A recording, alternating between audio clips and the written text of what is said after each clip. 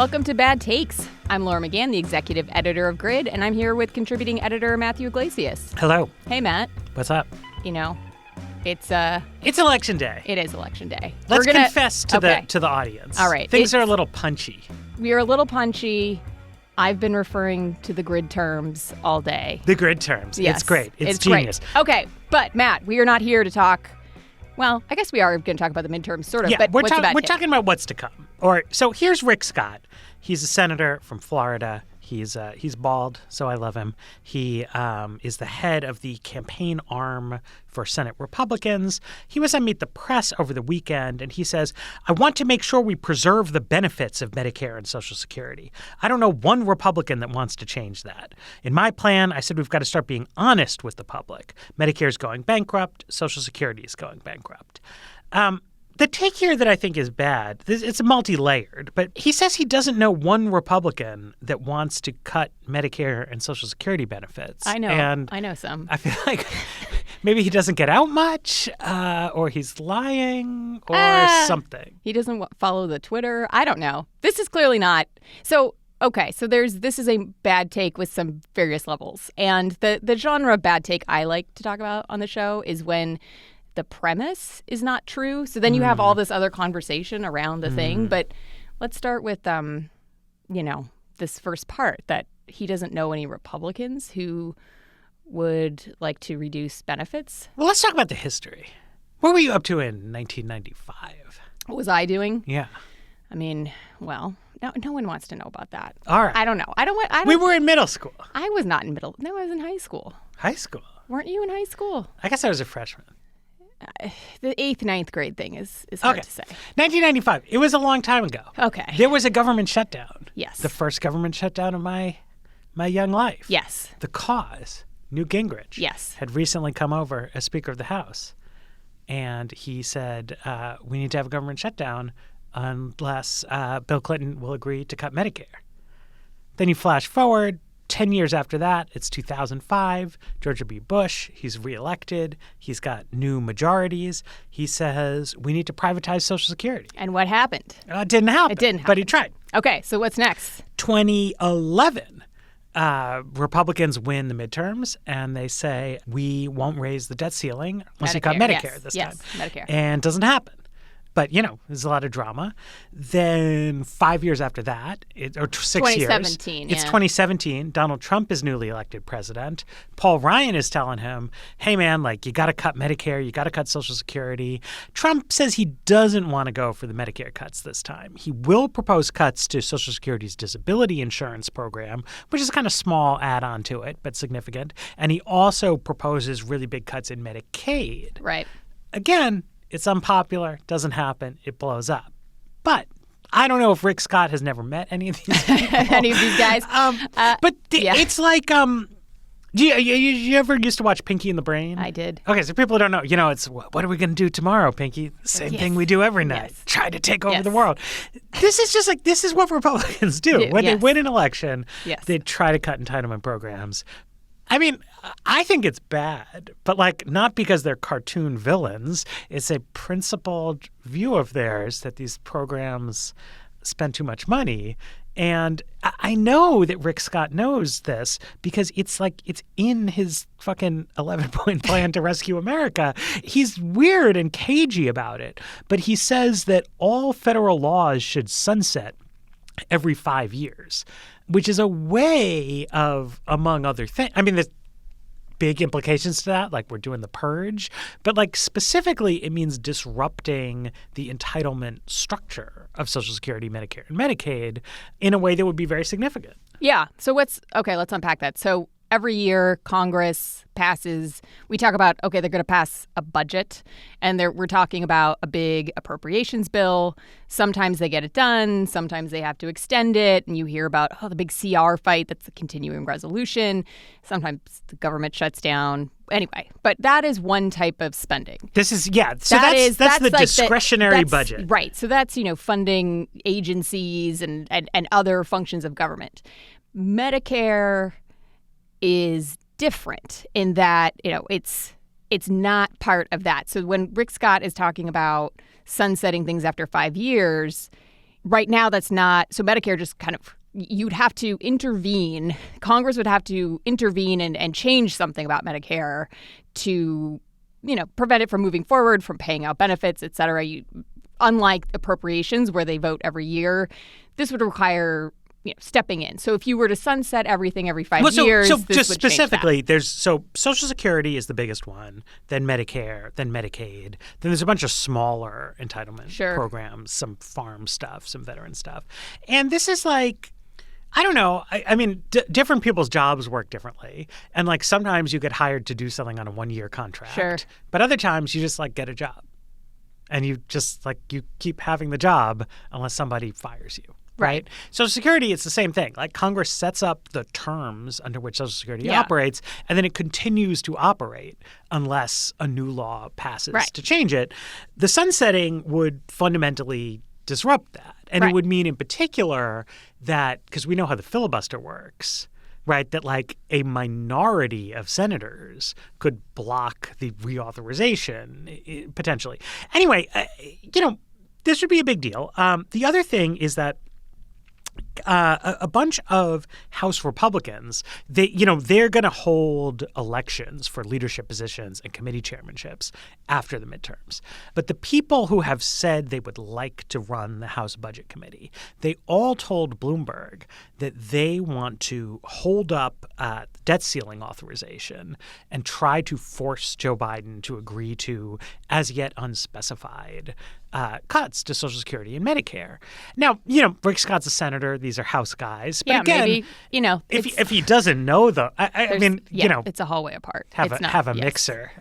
They could, we'll have a grid event on the roof. Bring them all, they could meet hang each other. Open the lines of communication. So, I mean, we're being a little flip, but it's important for people to understand this because what we've heard a lot about in the election campaign from Republicans is crime. We've heard a lot from Democrats about abortion.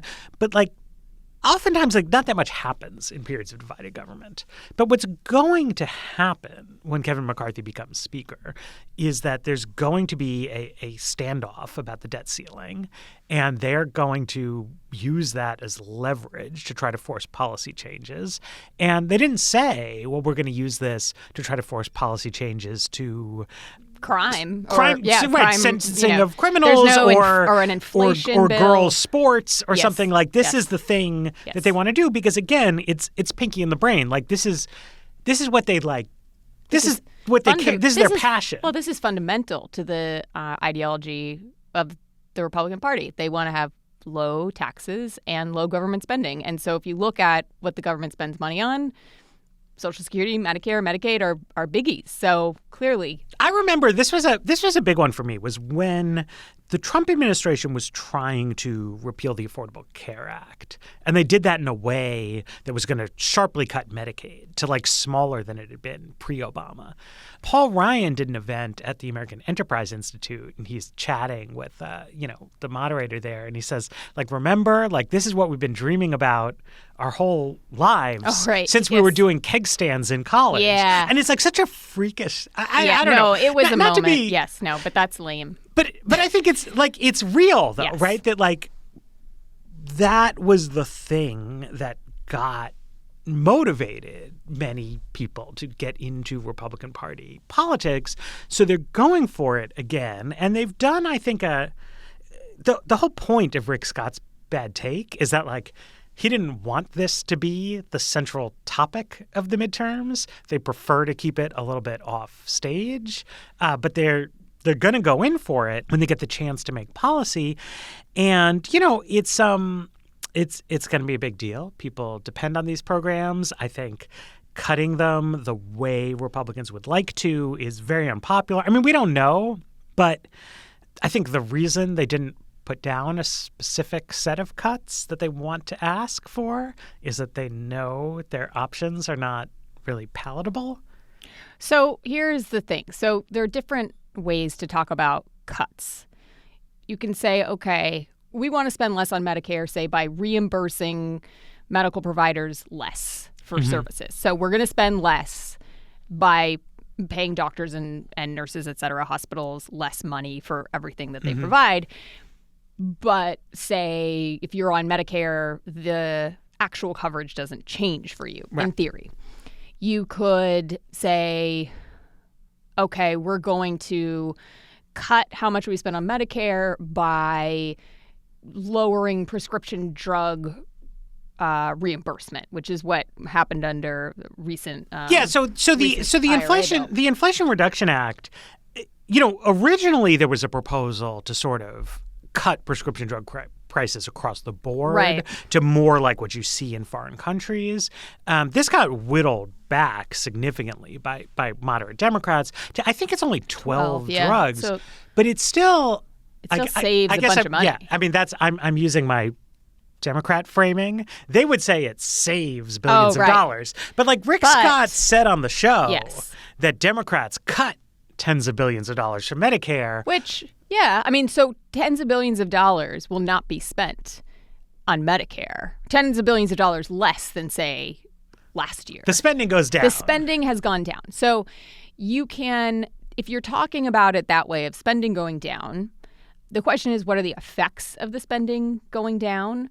And one way to reduce spending that Republicans have floated in the past has been to raise the age requirement to sign up for Medicare. Mm-hmm. So, for example, right now you have to be 65 to get Medicare benefits. And one way you could reduce spending on Medicare would be to say, okay, you have to be 67 or 70. So fewer people are going to qualify each year than otherwise would.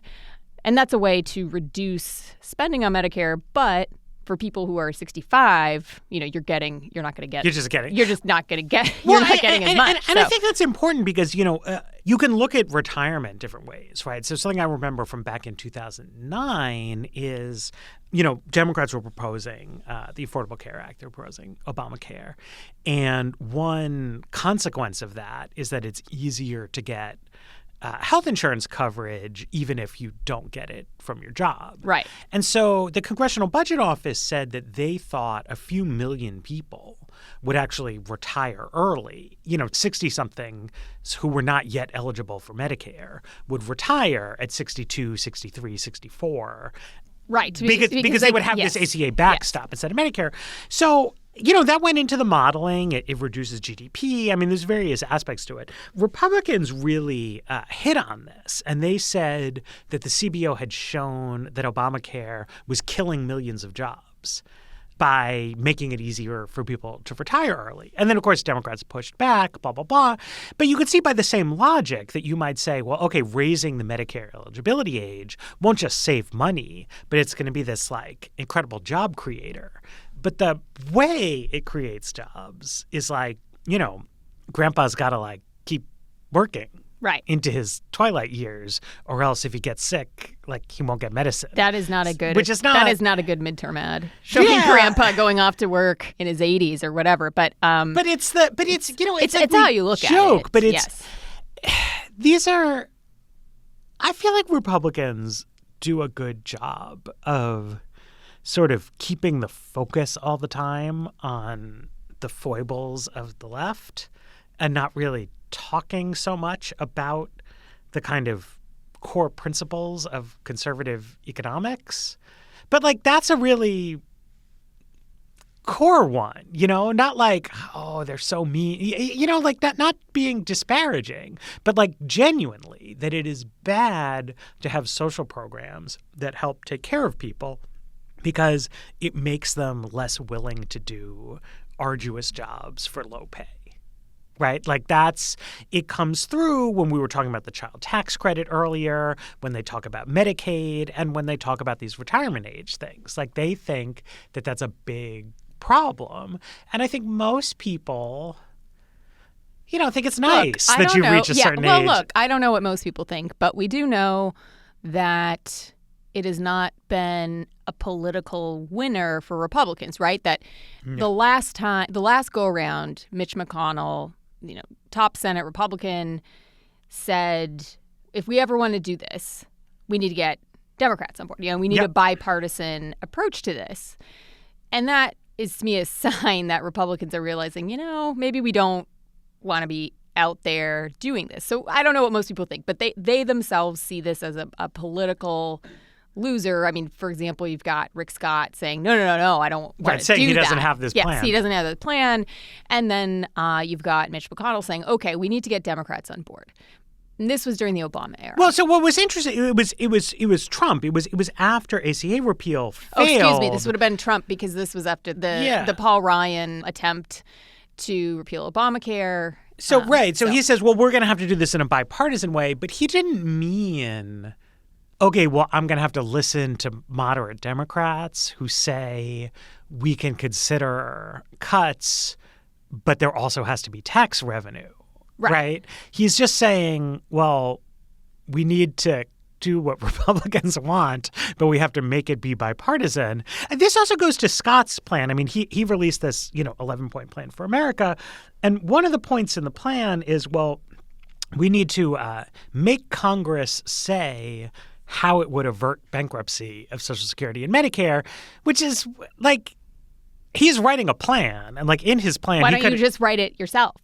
Clearly, you're sitting at a computer right now, sir. You could just type it up. I do find it funny, again, being kind of punchy on Election Day flip, but this comes up a lot in these kinds of plans. One of the requirements will be Congress must promise or say a thing, and it's like, well, that's not really what Congress, they write laws and vote upon them. And so it is amusing to me when one of the points of Democrats, Republicans, whatever, will say they must state the plan. And also, I mean, like, we know what Bernie Sanders thinks about this. Like, he thinks taxes should be higher.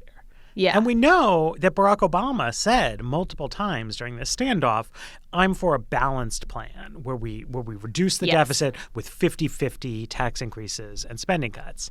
And we know that Republicans, I mean, obviously they don't agree with Bernie Sanders, but they also didn't agree with Obama. And they didn't come back. When Obama said 50-50 cuts in taxes, they didn't come back with like 60-40, 70-30 or anything. No, they said 100-0. Yeah. So, again, I mean, that's fine. People can have their principled stands, but it's why it's so bizarre for Scott to be out there and be like, I don't know anyone who wants to cut benefits. It's they're the ones who want to cut.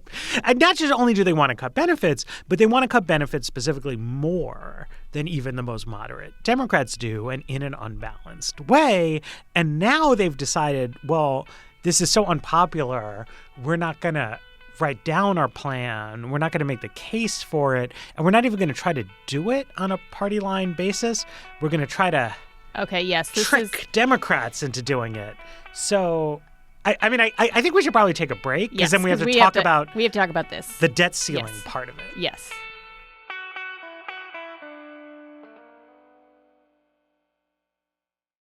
All right, we're back.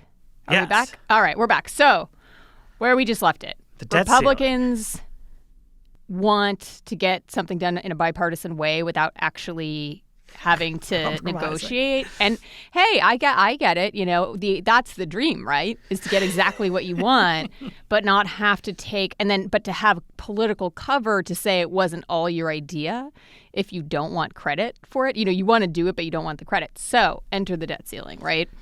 The debt ceiling. This is okay. So should we start by explaining the debt ceiling? You get really excited about talking about the debt ceiling. I'm going to let you go ahead and define the debt ceiling. Okay. Maybe give us the history. Tell us what it is. Congress writes bills that spend money. Congress writes a tax code that generates money. The gap, the Treasury Department borrows on the bond market. In the 19th century, each bond issuance was specifically authorized by Congress, but that was cumbersome. So starting in World War I, they said, okay, you can just borrow blah, blah, blah amount of money, like whenever you want to. But they picked a nominal figure, right? Just like a dollar amount. So over time, the economy grows, inflation happens. So even like a constant gap as a share of GDP means you need like bigger and bigger numbers over time. Right. So every once in a while, Treasury would just kind of go and write to Congress and say, you know what, like we need more borrowing authority. And Congress would raise it. Then sometime in like the 90s, I guess, opposition party members of Congress started grandstanding a lot about this and being like, this is really bad. But nothing ever came of it until 2011, when Republicans got the idea that they should say, well, we're going to refuse to authorize borrowing even though we've already set the spending and tax rules, we're then going to now not allow the borrowing that would allow this to happen unless Barack Obama agrees to cut the deficit. And so then Obama said, well, okay, I'll cut the deficit, but we have to cut the deficit in part by raising taxes. So then they said no to that also. And there was like months of wrangling, and then they raised the debt ceiling, but there was going to be a super committee, and then there was the budget sequester. I mean, it all got very complicated, but like long story short, Republicans didn't get what they wanted out of this, and eventually the debt ceiling got raised. But it's been kind of lurking out there, and apparently they want to do it again. And it's weird, though, because Kevin McCarthy was saying, well, we can't just like give a blank check to the government, which of course you can't. But like that's not why right. Yes. The appropriations bills got written. They didn't give a blank check. They gave a specific number. Amounts. Yes, this is the amounts. Yes. So the thing about the debt ceiling is it sounds I don't know why it sounds complex. It's just like the debt ceiling. And it comes up every once in a while, and the Treasury Department is writing a letter. So it just all feels to me very complicated, but it's really not. I mean, it's just Congress has said we're bringing in this much money and we're going to spend this much. And Treasury says, well, we got to pay the bills. So you're going to have to let us borrow to do that. And Republicans are saying, well, no, we can't pay our debts. I mean, what's interesting is it's not really clear what happened. But what would happen, right? I mean, so, it's like, are we staring into there becomes then a lot of mixed metaphors about ceilings, but also looking into the abyss, which is confusing. But this just hasn't happened, right? It's just the debt ceiling has always gotten raised, and it's worked out. Well, so it's fine. The mechanical thing is the government sells all different kinds of bonds, right? So some of them are like 20-year bonds, but some of them are 3-month bonds. So there's all different durations. And at any given, I shouldn't say on any given day, but every so often, different bonds expire and they roll over, right? So it's like every 3 months, they sell a new set of 3-month bonds. And they sell the new bonds to pay off the old ones, sure. Right? It just it rolls over. That's what it's called. And among other things, if you're not allowed to issue the new 3-month bonds, you can't roll over the old ones. So you're defaulting on the debt payments. Right. Then as we've gotten deeper into these crises, so Pat Toomey was saying, I think 10 years ago, was like, well, you could just pay off the bondholders and not pay some other bills that you have. And I remember Jack Lew was Treasury Secretary, and before that, I think he ran OMB, was Chief of Staff, something like that. And he was saying the computers aren't even set up to do that. But also just more fundamentally, you can't just not. Pat Toomey doesn't do that at home, right? You're not looking at it going I'll pay my mortgage, but not this other thing. Well, I mean, it's just not what things happen. But sure, yes, but that's not the course of business that you would normally want. It's a conflict between legal obligations, right? Yes. If somebody with Medicare coverage shows up at your hospital that accepts Medicare, you were supposed to treat that person. Yes. And then having treated them, you were supposed to file paperwork with HHS, and then they're supposed to pay you. Right. They, quote unquote, could just not pay you because they have to pay off bondholders. But why would they do that? Right? It's illegal. Right. That's the point. We're living in a society. And, we have these government shutdowns every once in a while, which feel chaotic and odd. But the reason that they occur is a lapse in the appropriations, right? If Congress says, look, national parks, you have this much money for a year, and then at the end of the year they don't pass a new bill, well, there's no budget for the national park. So that's why it shuts down. But we're down the debt ceiling. We're talking about the government lacking the authority to make the payments that it's legally required to make. So one view of this that has always been the official line from Treasury that you can look up on YouTube. There's a good West Wing clip about, is that it would be like financial chaos, like debt default, like an apocalypse of the economy. I do think the other possibility is always that you just kind of brush it off, and you're like, yes. I don't know, man, we're just going to keep paying. Look, I mean, and right, you're sitting there, and I mean, I don't know. I imagine a lot of accountants and such at Treasury, and they're doing their things, and they've got a bill in front of them, they have to pay it. So you just pay it. It's not like Congress is saying, here's the money you need. That's not the issue, right? Like the Treasury can sell its bonds and do whatever, but it just needs the authority, which is just really I mean, it's hard to say, right? So the Treasury would conduct a bond sale. Yeah. And then somebody could go to court, I guess, and say, well, you don't have the authority to sell those bonds. And then the Solicitor General could say, well, I don't know, man. We didn't have the authority to not pay the Social Security benefits, so we kind of did what we had to do. And then I think there'd be a lot of questions about standing. I mean, I'm not a lawyer. I was going to say, like, who's being harmed by this? Right. My official wager is that if we ever did have a debt ceiling breach, I believe, this is not investment advice, but I believe, and it's certainly not legal advice, that the Treasury Department would conduct unauthorized bond sales and that the courts would rule that there's no standing. And the Solicitor General would reference, there's this like 14th Amendment clause about how you're not allowed to bring the debts of the United States into question. And everyone would be like, well, this is gone. Yeah. That's what I think. But that's like a 65% think that. But they're also, it might be the financial apocalypse. Or it could be the financial apocalypse. Also, you really don't, I think, in this moment in time, want to set up a constitutional crisis between... Oh, you always want a constitutional crisis. Well, keeps things interesting. Anyway, I would just say in this moment in time, we've got enough. We're heading into a rough economy. We need content. We do need content. I mean, look, democracy though. I don't need more unpacking of. I don't need more. I personally don't need to hear any more about constitutional crises. So I don't really want this. I mean, I guess we're not even talking about. No one cares what we want, but we're just laying out what could happen. So, but getting back to why you would do this debt ceiling thing. So the beauty of it in theory is, say Republicans, they go to Joe Biden and say, okay, we want the following things. We want to raise the Medicare eligibility age, and we want these, we want to, whatever we want, cuts back percentage-wise of whatever to Social Security.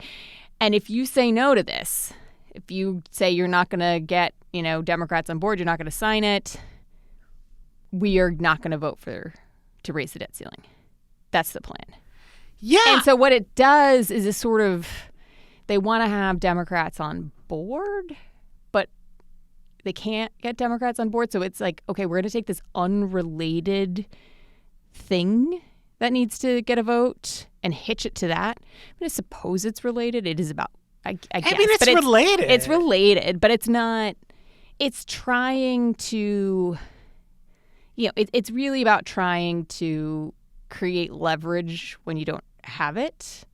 You don't. Yeah. Well, so my guess, I mean, we're sitting around, we're BSing here because we don't know what's going to happen in the Senate results. But I mean, we also find, but Republicans they're going to win some seats in the midterms. Yes. And then usually after a president loses Congress in the midterms, they mount a political comeback.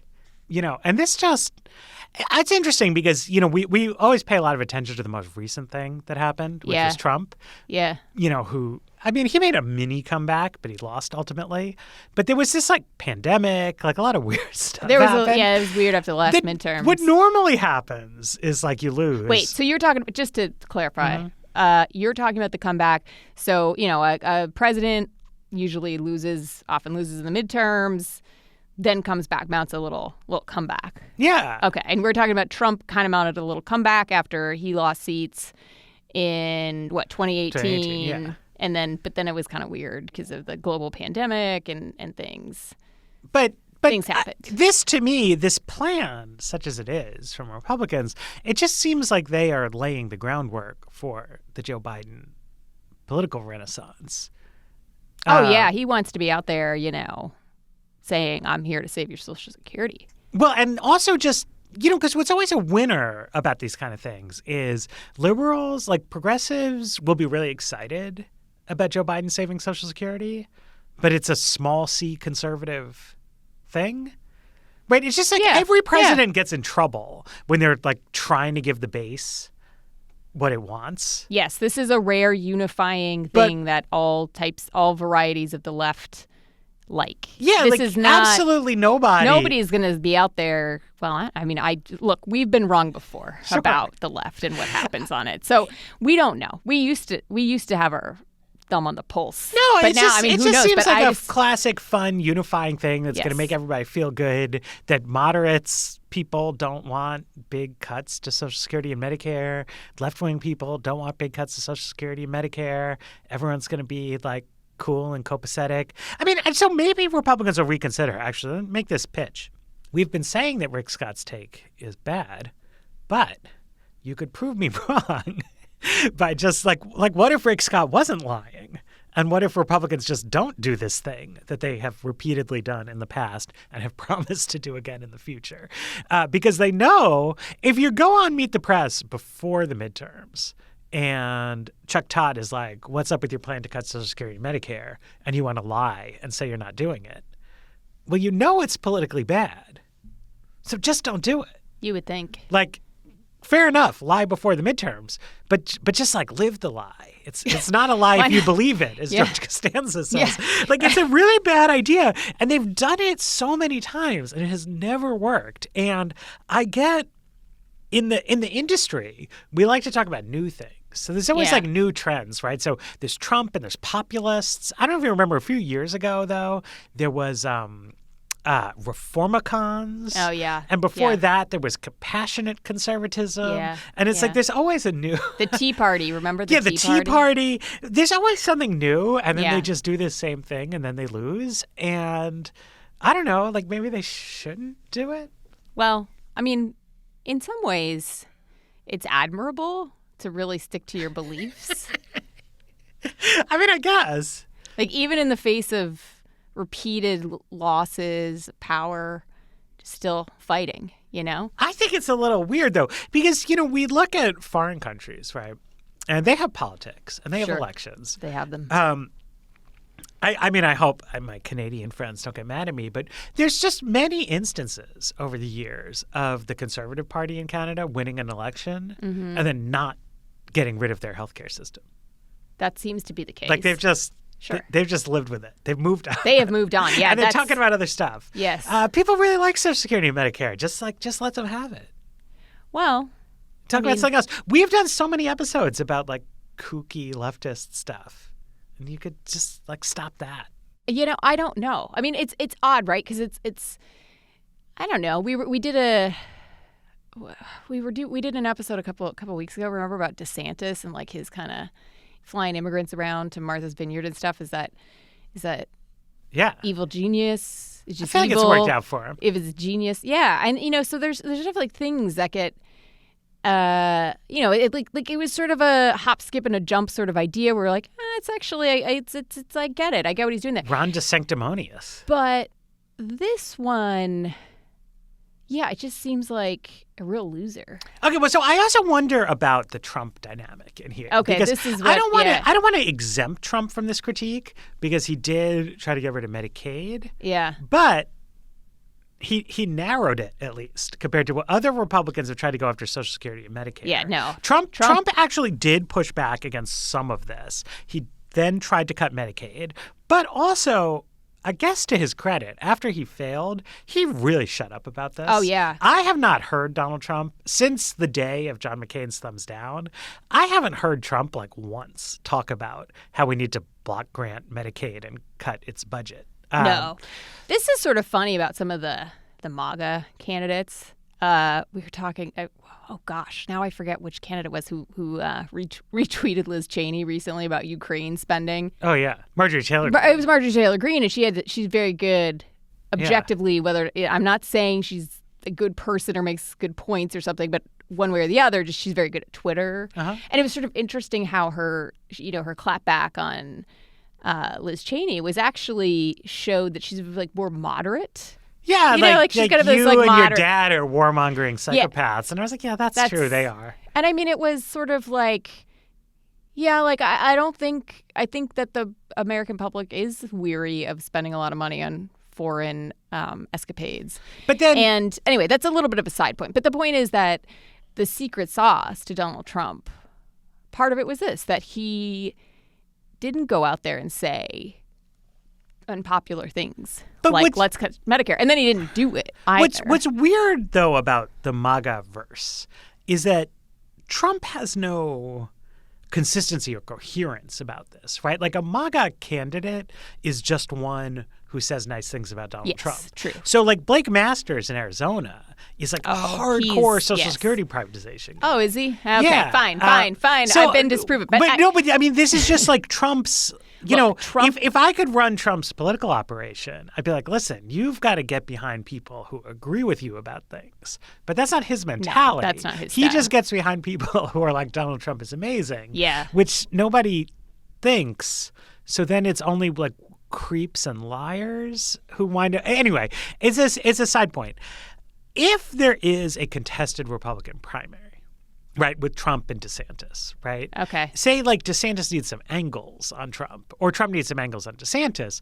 I could see things getting spicy around this entitlements question, right? To be like, hey, Donald Trump, like you're wrong. Like we need to get the spending under control. I'm lulling in my heart right now that you think that is where a Republican primary debate would go. Well, I don't know where we'll go. I mean, I think there's a lot of different. But they would just like stand there and like call each other's wives ugly or something. I mean, that's what would happen. But it's a serious problem.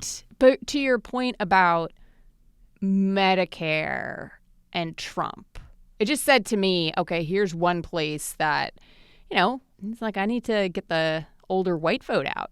I'm not gonna mess with that. It's just like pure straightforward politics. But I mean, I will say he's done stuff on other fronts. Like he was big during the campaign, if you remember, on making prescription drugs cheaper.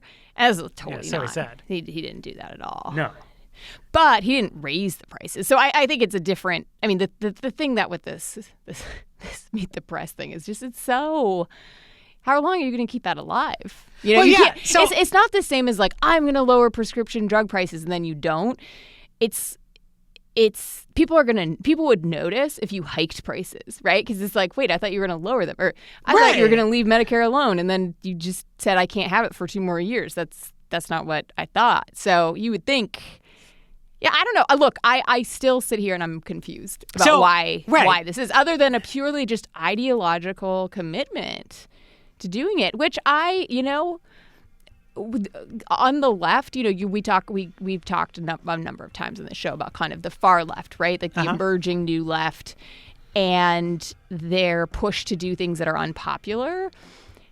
And I think what my understanding sometimes of that is like, well, people will come around if you just take a pure stance. Yeah. You will show people that is what you're already shaking your head. I'm just reporting back what Grandma's going to work in the Amazon warehouse until she's 77 and she's going to love it. Yeah. And if you just stand by it, you just stand by this hard enough and show people, it's going to be good, then that's the thing to do. But it doesn't seem that way to me. So I think we should wrap this up. All right, we're going to wrap it up. It's a bad take, Rick Scott.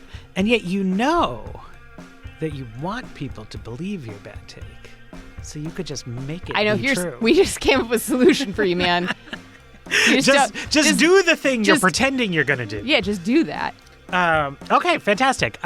This has been another episode of Bad Takes from Grid. Our producer is Olivia Reingold, and we'll be back next week with more bad takes and more actual information about what occurred in the election.